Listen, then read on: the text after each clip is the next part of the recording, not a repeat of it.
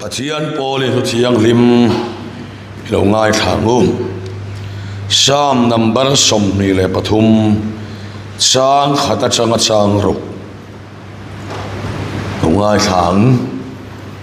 lalpa chumi veng tuania katla cham lovang ani son lo bet ring dup munat mi bo te thina sol na tui kama te mi hruai thi kanon na hi mi siam that thina ama minga wangin fel na ko ngate mi hruai thi ani thina lim kor ruam zo maila thil thalo reng ka lau lovang nang ka ne na yom sia ital tum lei tiangin mi thamuan thina ni mi do to te mit muwa kama hian do ka ni bo sai thina kalohi riak I thi towa kanawa hian aliam renga mathei lovin lal that na le ngil nei nei kadam chung song zong hian misui se langa isuan lalpaina kum khuwa in kom rengang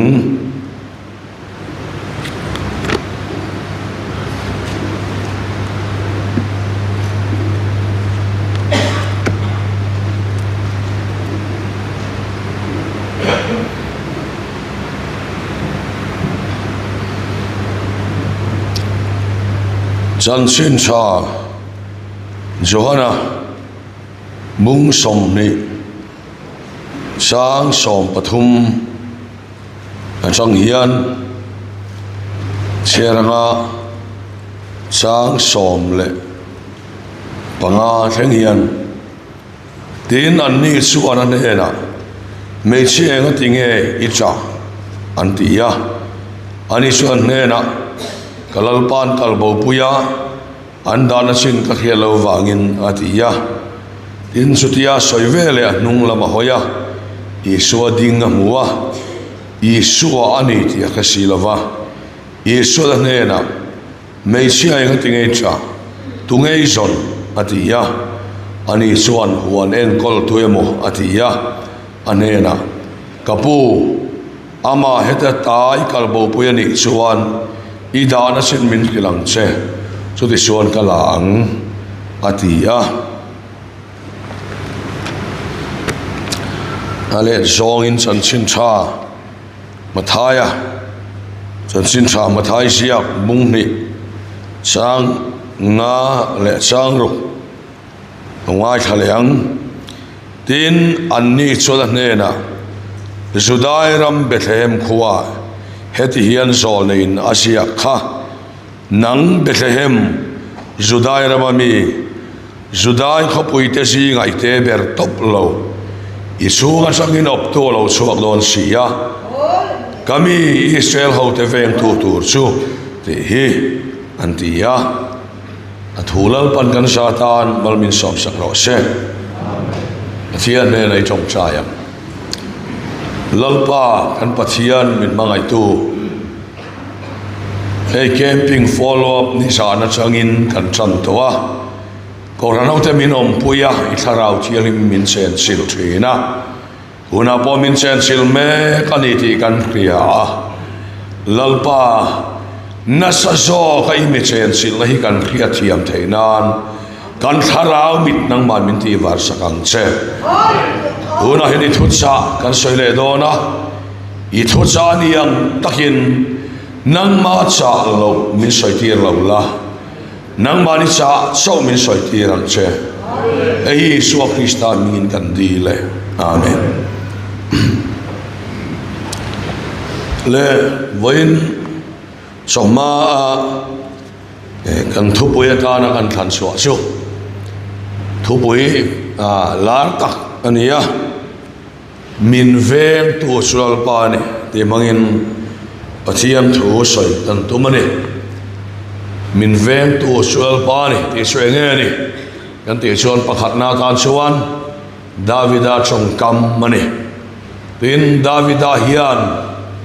mi veng tu sual pa ni ati hian enge soi kan te chuan Davida chan sin zong hi han ngai toila Davidan mi veng tu ati hi en thina te nat na te dam lo na te laka accident te laka mi veng tu ati chu adik reng maya amaro so chumi lo po chu thil dam tam tak Davida hian ron soi chua chan an nei ang te hi chiang em ma chuwa nga chuan pathian du lo zong ati lo na tura veng tu anei hi ada lian em maya chuwang chuan Davida ril ru achang chuan heng khi te har sat na te mang an na te laka aven na te chu lomin om thau ma sela chu aya thin lung lian sok chu sual ati lo na tur le pathian du lo zong ti tura ama nge po setan na cho tho chin sia ka sia ma chu mi pui trin lo tura veng tu anei soi na chu ani ila soi so lo ve in cho chu eng vange kam ti suan pathian le mi hring hi an in som tak to suan pathian hian mo phurna mi hring ti tur ang song songa atuka an ti tur an ti na kong tin renga hian pathian hian lo ven le lo tho sak hi lo tho sak tur hian mo phurna ala vek ngamani ti hi achiam mani so kan hria chian poimo le maya chu tiang chu ani awangin Christian nun hemi thutlung thar abi peisuan abek takin tharau chiang lim ina akwai aven tak hi ania chuwang chuan pathian khongai na ni ti an khria chuan tur pon nei lova an mani fele chat big wang ani lo ti an khen chin china pathian mi te hi chuan an khriang ani an chan lak le an theina an sak na changa theng an ni lo ti han khriang a veng tuan nei wang sawani ti an khria chuwang chuan an kuma upatul tola pathian chat nan ketam tul tola an dam rei tul tola an nun hian pathian fakhe nuam ati tul ani mani thei to ka mo komu palam te chu lam tu alan chai vak thei lo thei tin activities po chaviau lo thei amara su an ril ru an thin lung kha pathiana ahmin towa alom towa pathian thil ti kha an munem towa an siar nem to ne so ani wangin so kan ngai to na lom se a chawme le masaberin eng tin ngen yang so ti kha an soi le thai la hom sia su ti hian an soi tai la bol hian korin thon khat bung thum chang kwa thon khat korin bung thum chang kwa a ti hian min ko muwa nang ni pathian tho ma yin ni ke ni pathian na tho pui tu kan ni pathian in sak chu in ni bo en ria hei mi hring ni lai che khang in an soya pathian in an ang ten an soya cho sen khata suan pathian tho ma ang ten an soi bo mani soi dan khang bible hi a hian au mani so ma suan kan lo pian thar pathian tho ma angin pola suan mi hring nun hi a soya ni tho ma chuan bu kan singa lo kan hal faya e chalai lo chuan lo hal po kan khe lo mai theya lo kan hal faya mang kan khwa per kan sa ta te chuan chu lo kan hal fai a chuan bu kan mang kan kho fai liawa per kan sat le a chu mi lo hal fai kang va ra chuan bu si kan thu ta ne eng anga chi tha po tu mai la adip tu nim le lim su trâu thei lo an ni chuang lo so kan ngai to na lo se la kan lo piang thar hian eng ang poin piang thar fuin dong ril ma ila adip tu huat na te khak na te hlau na te i chik na te chak na te sual na te hi châu tur om lo tu ma kan om lo wa a châu le do na wangin tho ma ngin min soi ta ne ani le tho ma su enge ni kan ti suan bu te kan chi na thai chi te kan tua thai chi te kan thak suan liêm te nim te châu thầy anh em vangin a pu ở mà ngai ta cho số hoàn pu chu hoàn này tu anh em một lò phái một cán rùa ya cho số anh a thâu phái chi thỉnh thoảng a số anh hoàn lâu hoàn pu em mà rồi anh em là vợ mà ni cái na hoàn khát họ lâu khát họ anh em in lâu gió tên này rồi mấy tiếng mi hậu sa lâu này bôi mà đi hành thì về mà sẽ lo phá thế anh hành rồi lâu gió cái sự này thâu vào mà rồi số thỉnh thoảng nữa ruộng lá bèr số mà đi ngày nữa thọ phá lâu gió hành này thế khác anh ruộng lá bèr số anh anh đi mồm lá bèr anh số tiền sẽ số anh mi khinh cắn lâu biển thara bà chia này nó cắn lâu in sông hiền ngày tuần nó bảo lo bầu ta anh đi lova sa bầu ta anh đi lova bầu lova vangin cắn đặt ta thì thôi đi lova这是反片写的不一模的tiền sa nó bỏ biển thara vangin bầu ngal một lâu mà sẽ chuẩn bị thấu thủ chuan hoàn bố đi thủ rin Isu Krista hi kan ne na om ta ni lalpa phang lo se so Bible ina min ko mu min ser tir dan ani tiang chuan pathian thuin min ko mu ani ka lo soi ve thina ka soi min nem nge turin mi thevoina puzuwa ta ren val zo thu soi ka ngai tha chum mi so chuan in ngày thác đủ gió cái này lệ lo cái là in ngày thác trên lệ trên lo bộ cái là Joseph Prince Sarmona cái ngày thale bộ cái tiếng xuân mình sẽ hăng in ăn lâu soya tiếng cái ngày bộ cái lúa hay là lo om to Juan puma saber so Isu này lo vin Adama này pathian này den Juan ada Juan ven turin mà sẽ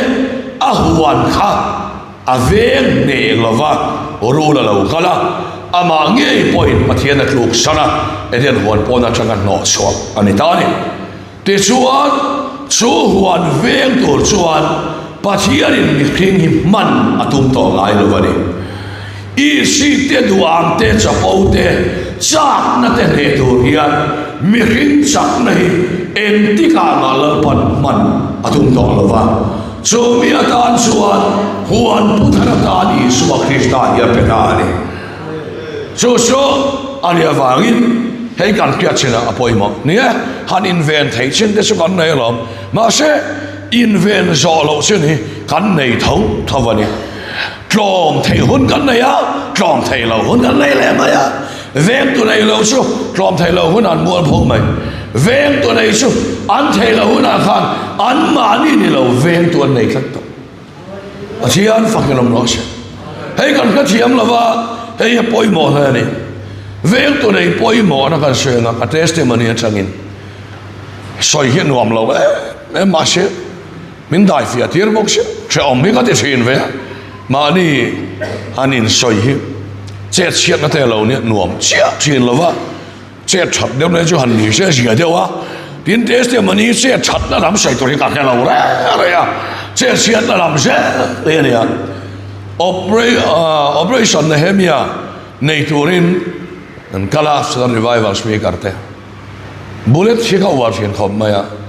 nia ten kan tu na chuan zun hlum te lo sang tu la ain kai sum tu la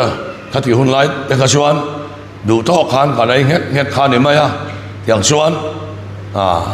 luan kol tul ma ya choyan tui hi chuan kan amup mai mak deuh mai ni mi hring hemo kan thuak hi thol hul maya thol hul na hian nei tiang chuan operation he me nei tum takala Synod Revival speaker ID a bet sang hi yan kan orchina suti lai chuan ID pa ngai kan la nei lova alian theyang ber hian min siam saka ka ti maya lai chakhop maya chu speaker ho yan kan orchina ni council ho khan an la or phalo ni chu chu ai lian chu dian ora di chuan an ora bullet ba ti khan ka bullet in operation he me nei turing ka thana ko tare e ko kal tur kan nia hulaya low spot ta ti khan rui lo ne na lo ti ho ka kan vai kan chong trai che ne tun ma khan tiang chuan kan han kal kha chan maria son hey bullet te su athan kan tlan sak vak ngai lo tin kheve ka nga bullet khal nom na ber na chu tlam del he ne maya liam puat na tan chuan anuam lo to pa te chuan tlan phei del kha tlangwal zoroi pakhat hi roi del ba hi ron tlan pheya kei khan chak kha overtake katuma ti chuan ma she kama ron tlan ti ka mu khan kamuang le ania rui to speed cut down thei to lo nge ni ka hello aron tlan mi su thal top maya ti chuan ka phei khok thar mama su stora ka but thar lei kha arang ta nuai maya ti chuan hei bullet hi chuan festival nei ve but hi ni ngal top maya ti chuan ti khan ka thin rim kha ama kharon por ta so kha ka in som thei kalwa atlan pheya ma hen ka cham ta ni chuan ka cham kha cham pa ti kan kun kha Synod Revival speaker ka su mota nok hi ka ti ma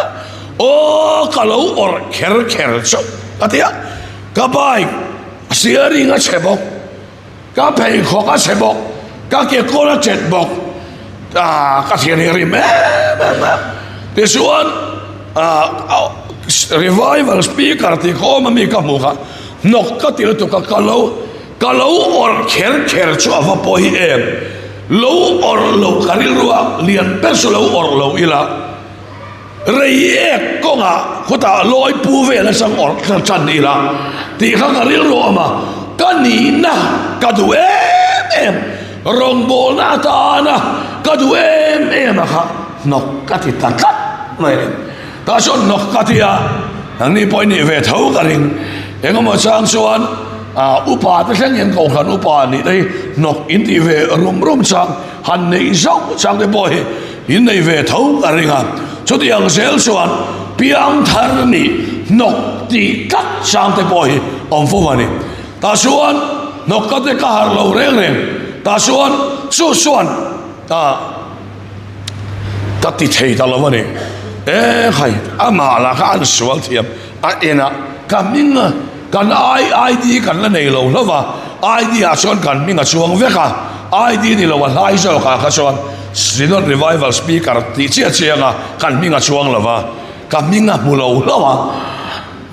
ti chuan ama la kan sual thiam speaker le hal mi dia a thiam lo zo khan ti khan mi ti ta chuan ka ri lo te ten lalpa om lo la chuan kan tia ti chuan kan kappa kan phone nge atia ka u ti zok ni karon phone ti chuan ela kha ka thinarim sia ti chuan ngai dam kan imin han deal ta kan ngai dam ve ta chuan ni adam mang chia lo khan ti chuan dam mang lo khan ngai dam ta ni ta chuan ka har lo re nok mang yo ti kha ka ti lo chan su ni ta thau ma nok chu ka ti ha ma se ka duanga ka tlan thei lo chan ka du zong kha ti hun la ya ka ti lo chana kha ka revival speaker betsa ka su ani loi sia ma se anua son ka harta a nok iti ber a hi nang ma veng tu chekani lalpa ka mo se nok iti ber a hi nang ma veng tu chekani te ka hin lunga ron lang tawang awang me lalpa avamak em ke mi chak lo hi enga mani lo hi lalpa kan pa sia lalpa heng ang mang te hian ven ngai mai ka lo ni mani ai an veng so lo ai hei ti thin urdu kan nei lo chon kan in veng so mai a atu te po hi lali suaron kala rul te o rul tha te o min ti san po rul chuan a rul te so me ra lo son daya hian rồi muang in mi khing lavin ateng luôn zel zela ma se a kan mi zo upa ten chong ka ma chon roll in camera chon ka suang tia lo nia ke ni po kan me ra tu no rap tu nom chon mi sual ve kan nia kan poi sai tu nom lo la mi cha ve poi sai tu nom ve le kin le lo kan ni so mi kan kin lo hon min ve tu chon kharau thial min petan lal ba ka no sen so tak so sani la hian tunge ma kan ni le enga ma kan ni lo huan chu ama in ti fai thei lo thonga ya ni yang chia hian a huana taka thin rim lo kalte sual ti tu da lo kalte mani in veng zo lo kan ni ya so wang son veng tu hi kan lo ma mo ta ni so tôi cái này hiền bác sĩ thôi mình có mua tin số tiền ruộng xoan ven tu căn mà mua anh ấy tiền ruộng sen về ngay mấy căn này thì khiết à cha bầu thầy căn ông lâu đó mà cho vàng xoan về ngay phép căn này về là va niệm lệ liêng lâu châu ngal mấy thầy căn đi phép cho vàng xoan bỏ lần có liên thôn khát bung thum sang qua nang ni pathian thọ mai ni min luôn thì siang em mà ni cho vàng xuân hay khăn khia phía bôi mỏ lên mấy à David à bôi hiền lalpa chụp veng tuan ni thì thế amo hi cái thì em mấy à hiền số là khá voi ni thana chen son này voi ni thana hun cha tak mấy khá anh ấy này amai rasu David ahi ama khop pathian nak ne ma sedani katia akhiani kati china David nun hi arau pui katia kha asipai an siara anti suala zol nei gatan an khila kong thil kong thumaruat sak cheni email mai na chia thathum chung tlan bo kum khat chung hilen antia na chon kum khat chung cham tlak ten tia idu ber thang ron te an a lo khama ke ni la an ne ber tura kan nai thathum chung mel mai na te kha kan ti su tanga David a su ti yang su ni ve lo re e khai ani su lainat na khat ngil nei na khatania en poni se aku tak kelut pot mai la katiani lalpa na nos ati min ti mai ro se dia pasian ko ta khat atlo dia pa mak mai se pasian in krisu railo te an ne tir ve ma se van tir ko ta lek tira ati re le ta ani ti kan muani chu tiang suan David hi aro pu ema heta nge po hian thil suala ti man chepa mi zo su lalpa su min veng tu ni te hi anuam lam hi kan soina se ma voina min venga ei tu cha min pe a christian na min pe min venga kan te kan du kan ti le a ei an ki mo lalpa hi ava chem mo te tu dang la ya pe chon pathian sap nai kan soina sa to asap ti dan kan ko pia tiang suanin pathian hi cha ni kan tia sum do na kan luanga kan tia kan du kan ti le tiang suan ke sel na min pe pathian hi cha ni kan tia kan du kan ti le David ero suan lalpa suan chani mi veng tu ani ati sana su adu ti thailo tu ra veng so khan Pathian no ke ro se kan do adu ti thailo tu ra lalpa ve na ya ro poile ri yom lo hey so kan ngai tu chena poi mo le veng tu te direct de wa tharau chiang ni man David hi ka veng chani o David hi ka veng reng chani ka thamuan reng chani aron ti lo reng aron ti dan kha ta hian enge kan mu le kan ti chon ke am pa chon ka soi to wa voi khat ni ka soi to wa David kha sola ne na changa sola na uma tha tuma an tan bo khan na bala ne na ei tur dil turin asipai te watira na bala suan mei nei tak Davida kha musit takin aminga lo lama lo chong khuma Davida sipai te na khan tun lai hian pute la ka hel sing le pute do sing tan bo sing anoma alo thia ta suan Davidan vakhila ei tur lo pek do lo wangin Davida na sipai zathuma suwaya na bala thaturin le pol te thaturin akaltani so ta suan akal don ti kha Abigaili na bala no puin alo khia ei tur te siamin Davida buak turin avakala so ta chin Davida ma kalalpa na bala chunga henen ma te su na bala su amingang chiania mia takania atia hei ei tur idu sukaron ken seni beram sa demo khang si sang kha avakena ason Davida son ngoiro Pathian ho kan ngai chang photane ati velo helaya Davida ina Pathian ve na akhiat dan Pathian abi po dan hi ava fing em thisen ka suwa lo na tu ra helaya min ron dang tu ra ron tir tu selal pa so fakinom ro se lalpa fakinom ro se mo Davida khan lalpa hian dai le kin hian aron veng pu pa mu theina aron veng pu lova ama veng tur khan thil dangalo mang thil ne te asoya ne so diang chia suan voi ni hian hei kan nai tu asena poi mo le hei kan khia fia thainan ke ma po lalpa min ve na kan soi ve le la tharau chili mit suril lama min ve na oma pon lama chana min ve na om boka Dil moya revival akan lo mahian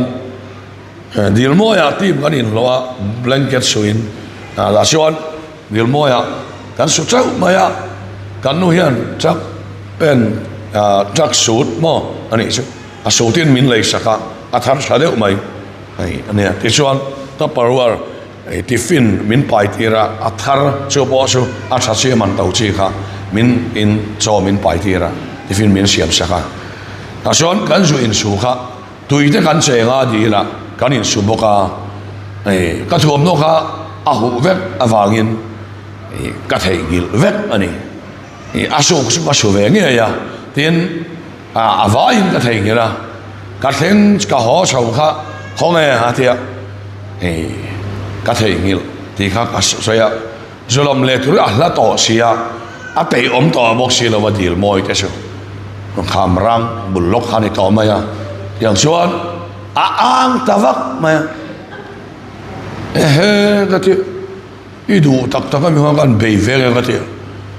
kan ang ve tak mai chu avahan nuam tak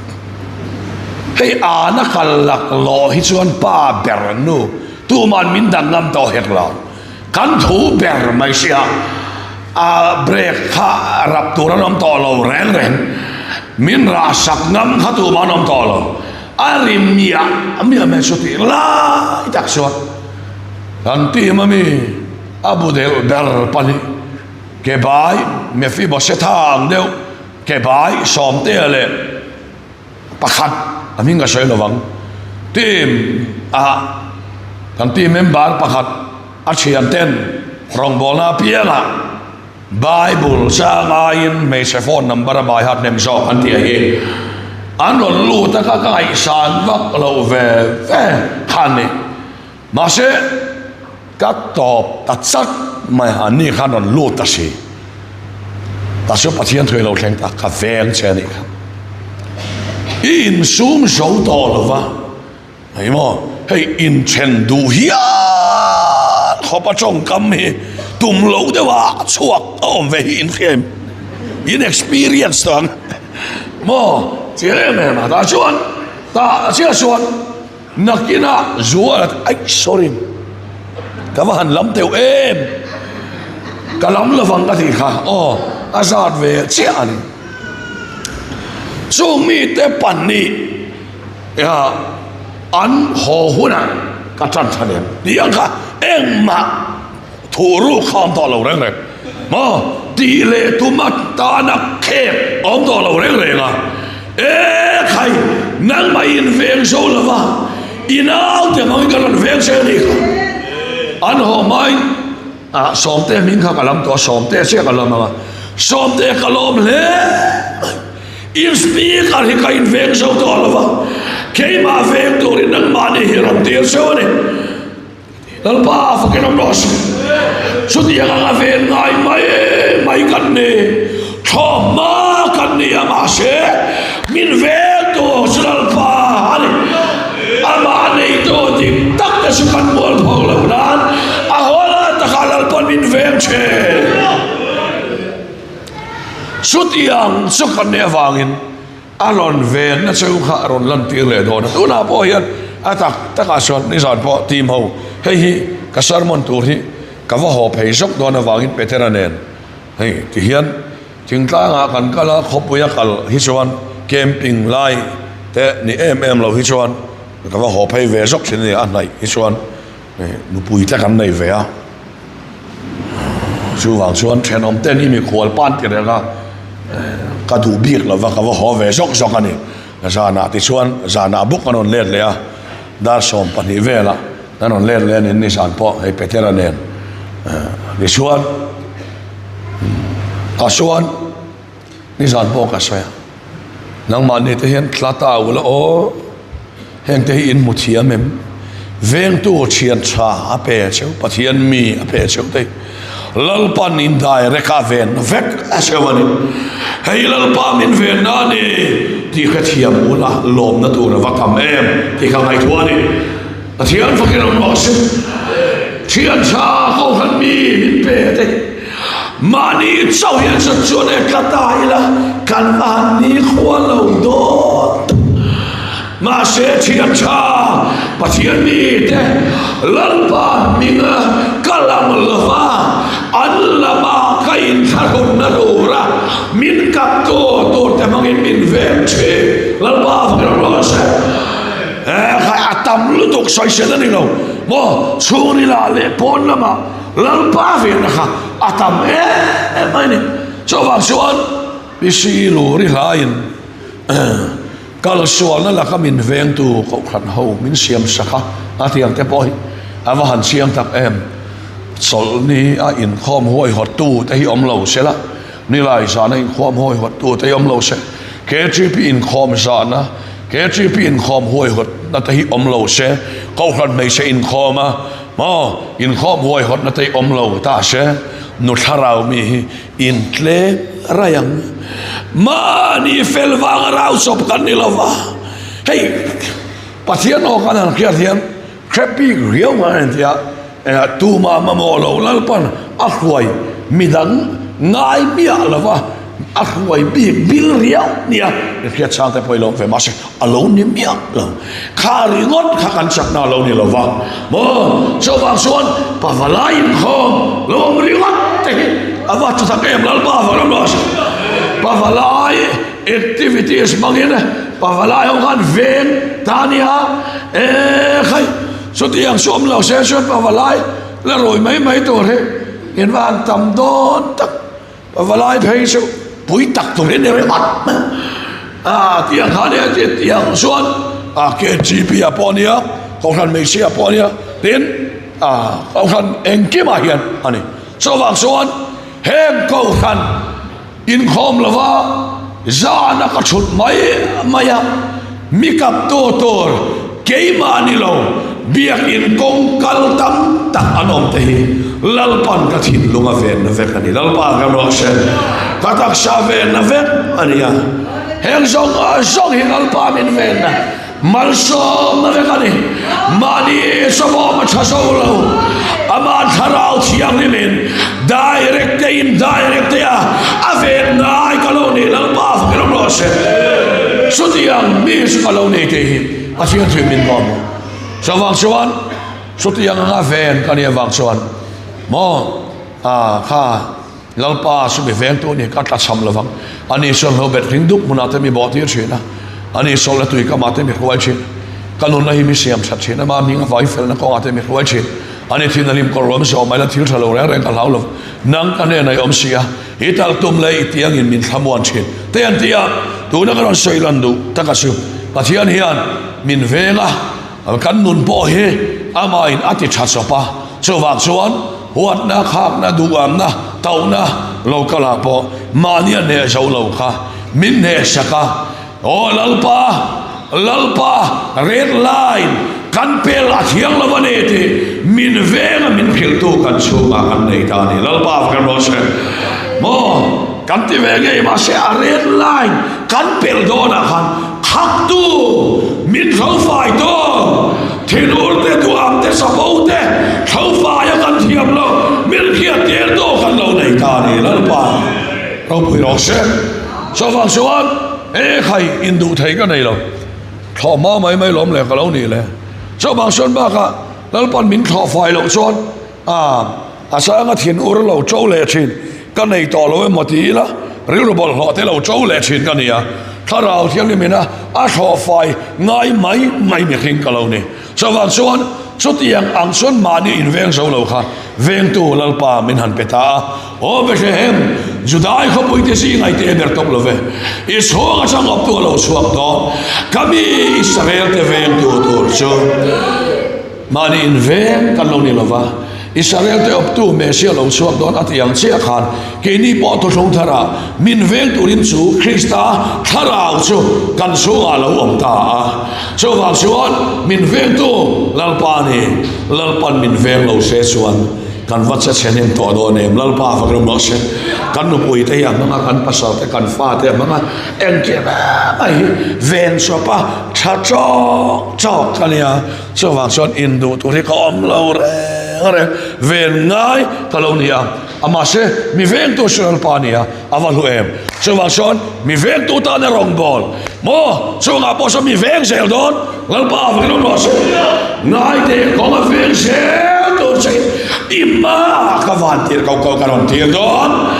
a thoi noi chuan in do wate do so ka dia in mel ma so ka dia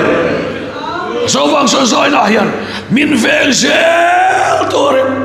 thina tha thela min lo poi tore satuan ta kan chunga ro dom to lal pa from no se so wang so ikal zelam lal pa ro poi nan kan ti tu rong bol na khovela chan sin chapuan dak na kan theina zona kan tak sain ilan ti zelam kan ril ruin kan tak sain mal pa veng tu kan nei ani ti hi pathian thu min ko mo ne thu kan soite dalban kan sa kan no som ro se